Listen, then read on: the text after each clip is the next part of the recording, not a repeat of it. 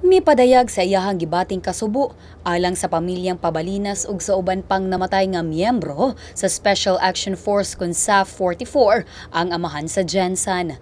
Matud ni Mayor Ronel Rivera, unta madawat na sa pamilya ang hustisya human sa usa ka tuig. Posible usab kunong mubuhat og monumento alang sa mga nahisgotang bayani nga mihalad sa ilahang kinabuhi alang sa katawhan ug sa nasud. We sympathize do sa atong mga sundalo, sa atong mga pulis nga nagbuhis og kinabuhi in the name of public service, in the name of public safety, no. Maybe we can, no. I'm just waiting for anybody that can give us an idea na pwede na.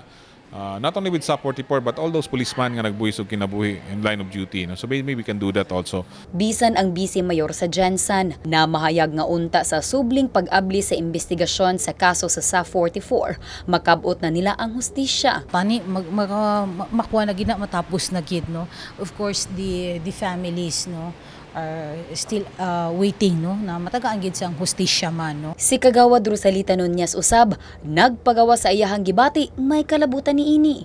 Sa tinuod lang, no, ako kanang pagkamatay sa akong bana, lingering illness man gud tudugay na kay, so accepted na ako ug ko kahilak, pero katong pag mamasapano perting yun akong hilak, oy kay makita niyo tag 24, tag 23, makita na ko kung mga apo nga po ni mga bot sige ng computer ang kining mga PNP nato nangamatay na para sa nasod, no. So perting akong hilak, and I really hope na finally there will be justice para maka-rest in peace po sila Ryan, no, Pabalinas ug ang iyang mga kauban.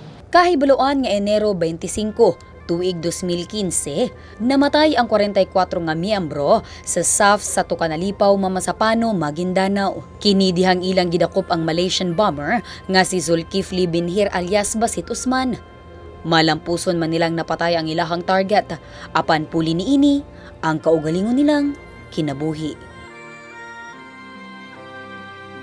Abi Lorenzo, Brigada News.